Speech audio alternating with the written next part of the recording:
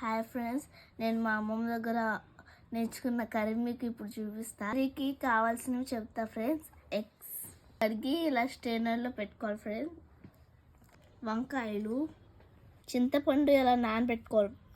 1 cup onions, 1 cup tomatoes, కొంచెం కరివేపాకు, కొంచెం చిల్లీ, కొంచెం కొత్తిమీర తీసుకోవాలి ఫ్రెండ్స్.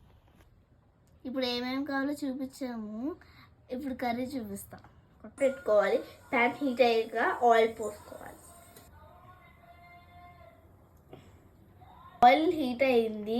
ఇప్పుడు మనం ములక్కాడలు వేసుకుందాం. ఆయిల్ కలుపుకుందాం. కొంచెం లైట్గా వేగనిద్దాం. చేసుకోవడం వల్ల పచ్చి వాసన రాకుండా ఉంటాయి.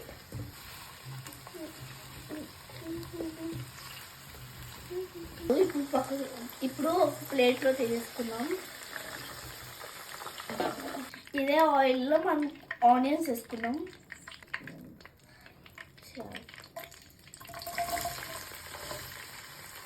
ఈ ఆనియన్స్ కూడా కొంచెం బ్రౌన్ కలర్లో వచ్చే వరకు ఉంచాలి. చేసుకుందాం. అక్క నాకు కూడా చెప్పవా కర్రీ.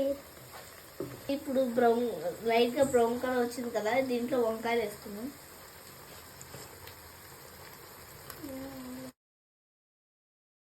ఓకే, ఇప్పుడు ఇలా కలుపుకోవాలి. చేసుకోవాలి సాల్ట్, లేకపోతే వంకాయలు చేదు అయిపోతాయి. పాలి సాల్ట్ వేసేసుకోవాలి.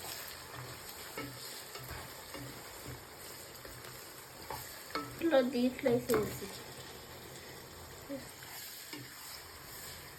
కొంచెం వేగనిద్దాం.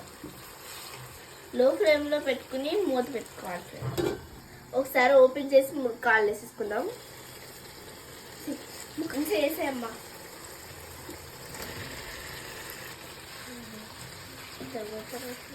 కొన్ని ఇప్పుడు ఈక్వల్గా ఉడికిపోతాయి. 1 స్పూన్ పసుపు వేసుకోవాలి ఫ్రెండ్స్. ఇది కొంచెం కారం వేసుకోవాలి.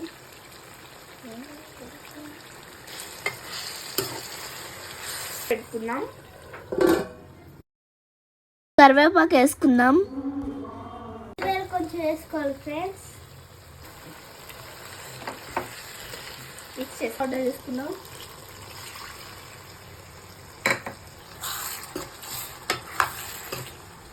ఇప్పుడు మనం దీంట్లో ఏమి వేసుకోవాలి? ఎగ్స్.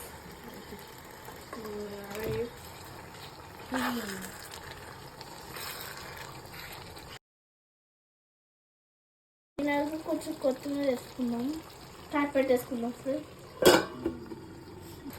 ఫ్రెండ్స్. ఫైనల్లీ కర్రీ అయితే అయిపోయింది.